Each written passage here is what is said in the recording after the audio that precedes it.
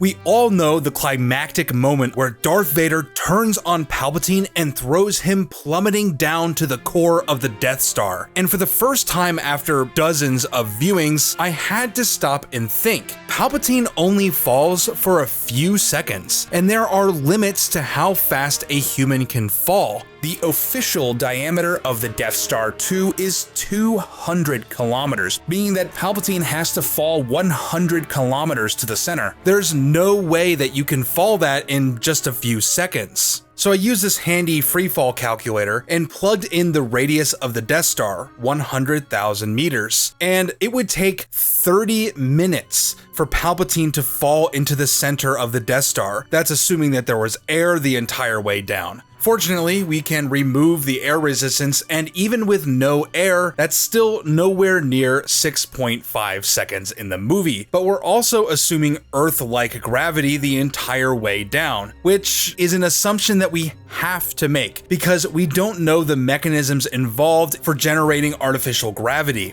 And the Death Star is only 1.5% the size of Earth, so we know it's not making Earth-like gravitational forces from its mass alone. For all we know, there might be all sorts of unpredictable variables that could completely change the outcome. So I think we need to draw a line somewhere and just pretend that the Death Star has Earth-like gravity all the way to the center. After all, that's probably how it would be depicted anyway. But why are we even talking about the center of the Death Star? Because there's still a huge discrepancy with the movie. Palpatine falls for 6.5 seconds. That's it. And he appears to be falling at a fairly normal rate too, so we're not given much reason to assume other variables.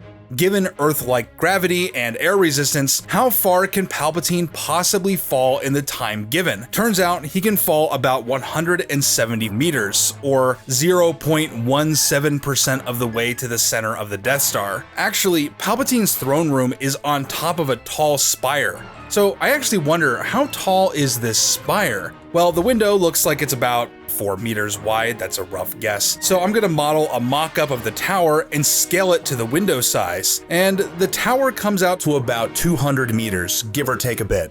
So Palpatine actually doesn't even make it to the bottom of his throne room tower. And it's possible that the shaft here goes all the way down to the core of the Death Star, but maybe there's some kind of force field partway down the tower and Palpatine collides with this instead, possibly briefly disrupting the force field holding back core radiation or something. And that's what's going on here with all this blue energy. But I'm overstepping the bounds of the video a little bit. I've just always been curious about what all that stuff is. Either way, I'd say it's pretty clear that Palpatine can only fall a maximum of 170 meters, vastly shy of the 100,000 meters required to reach the center of the Death Star. But who knows? Maybe the whole thing was edited for time and Darth Vader and Luke stood around for 30 minutes before the cameras started again and showed us the last seconds of Palpatine's fall. But what do you think? Do you have alternate theories about what's going on? Let me know. About 20% of you will notice that this video is a re-upload from 7 years ago, but I want to make it more visible to do subscribers who haven't seen it yet, and for the most part I think it holds up, and I use the opportunity to tweak a few things and fix a few scaling issues, so this new version of the video is a bit more accurate than before. I hope you enjoyed it.